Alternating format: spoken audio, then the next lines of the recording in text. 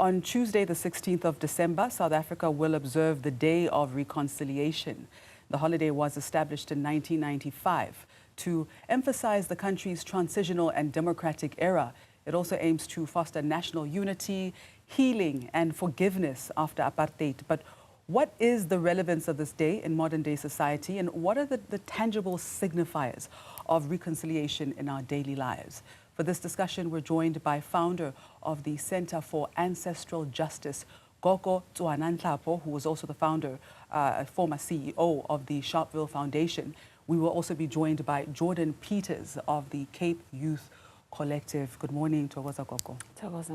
Hey. Good morning. Good morning. Thank you so much for your time. Yes. Now, let's start here. When you wake up on Reconciliation Day this Tuesday, what would you say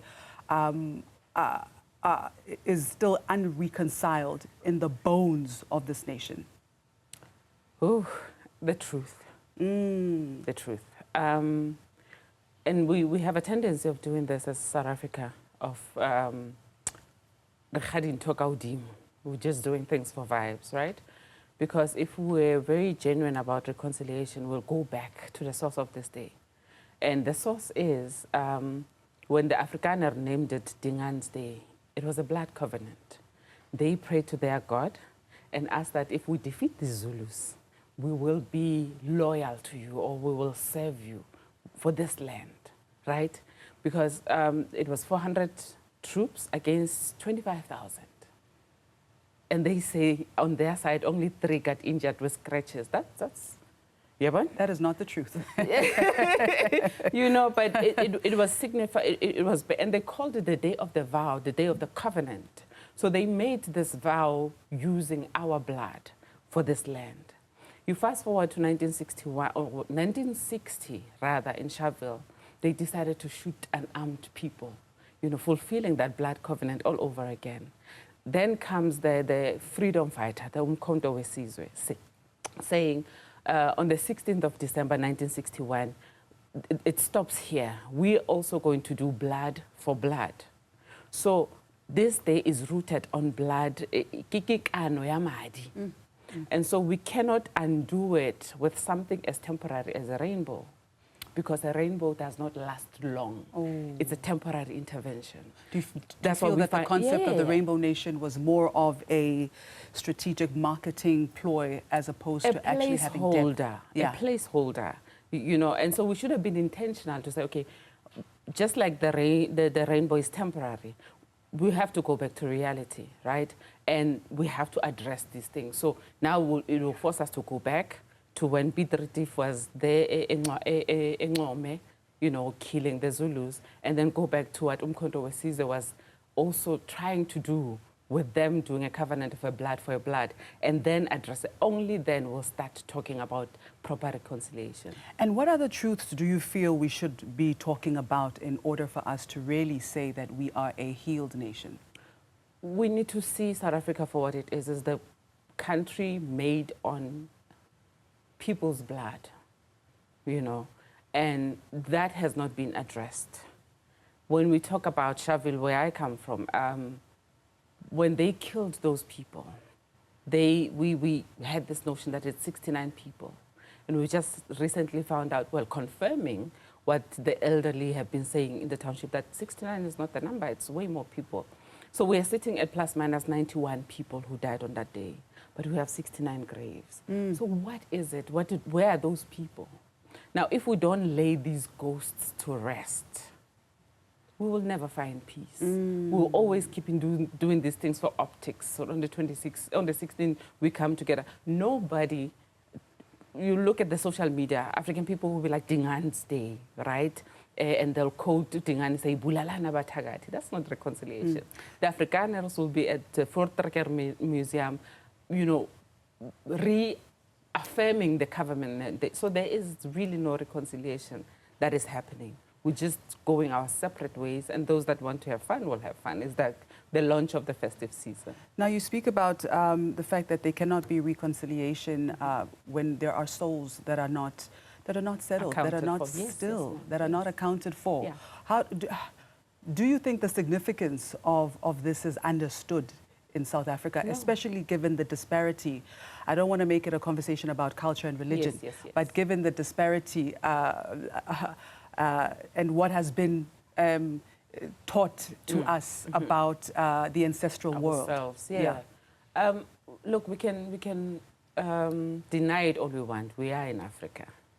And Africa is not just the land or the minerals underneath. It's the people, it's the culture, it's everything. So we had ways of healing. This is not to say we never had wars, but there were restorative measures that we used to do so that you don't come back from MP straight to the house. And this is exactly what we did. And that's why there's this continuous killing that happens. My own brother was killed on the 16th of December, you know. So it carries that. If we don't trace back and restore and understand that whether we are a multi-racial society, we're still in Africa. And there are things that we used to do that made us survive for millions and millions of years. So we cannot adopt a culture that is as recent as 5, 10 years ago to be the one, the end all and be all. Otherwise, we're going to find ourselves in this, you know, and kicking down the can down the road to say it's going to be somebody else's problem. Our children are going to have a problem later on. And speaking of our children, how important is it as we head towards Commemoration Day to actually educate them while they're still young? And I ask this because I still find it baffling that generally speaking in public schools and private schools actually, that days such as June 16, for instance, are not recognized. But when Valentine's Day comes along, kids have to dress up in red and... Exactly. Right. Exactly. We shifted these things. I've had to teach my own children what June 16 is about and what happened. Yes, because otherwise they're going to see us wearing old uniforms and then, you know, getting drunk. Right. But what we're doing is you will never call a Holocaust by any other name but what it is.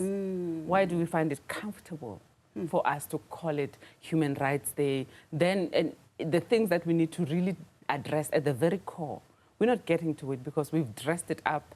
It looks like a pretty little rainbow. So what are your thoughts about Commemoration Day being called Commemoration Day? Reconciliation Day?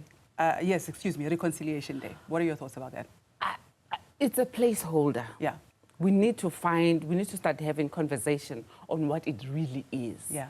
And have every member of society, whether it's healers, it can't be politicians alone, you know, and we can't drive this whole country on political values alone. It's a multifaceted task that needs all of us, and so healers will come into space, you know, because otherwise we're sitting with unregulated trauma as African people, and white people are sitting with unregulated guilt. That's why they're like this, you know. They're trying to kill us. It's genocide. They're going to kill us, you know, because they're afraid that subconsciously or deep in their core, they know what they did. And so they fear that we will do to them what they did to us. Yes, you know. Oh, my goodness. How do you think we should be observing Reconciliation Day? I think even before we start observing it, we need to start, and when we started this conversation, I said this is a blood covenant. It's not something to be taken lightly, right? So we need to start there and unpack everything that has been done. And then once we're done unpacking it and telling it what it is and the truth of what it is, then we can all collectively decide what from here onwards. If we're calling it reconciliation, we're reconciling because we've undone this and I've undone this and I've accounted for people's children, families who are still living with people that they don't know where they ended up. Yeah. All right. So, I mean, it's 2025. So much has changed. I mean, now we're going through a very scary scourge of gender-based violence and increase in violence against women in general. What can you speak towards that as we head towards Reconciliation Day? I think we really need to look at ourselves as South Africans. You know, we are a very violent society. I mean, we said that in the White House during the people, you know. You know, but there's some truth into that. So we really need to reintrospect and look within ourselves. And it's not African people have been doing the heavy lifting where reconciliation is concerned. The white people, if they really want to settle properly without having this spasm of looking, you know, over their shoulders, shoulders. and the white woman having this grin from here that is involuntary, like, you know, because it's unregulated guilt. They don't understand it, but they do it, you know. So for us to be able to see each other past that trauma and that guilt, we really have to sit down ourselves and call the day for what it is. Yeah. Thank you so much for your time. I wish we had the entire hour. Yes. This is a bigger conversation. How do people get a hold of you, Gogo? We are on social media as the Center for Ancestral Justice across all platforms, and I'm Tsoana Gogo Nhlapo. Yeah. Fantastic. Thank you very much. That was the founder of the Center for Ancestral Justice, Gogo Tsoana Nhlapo.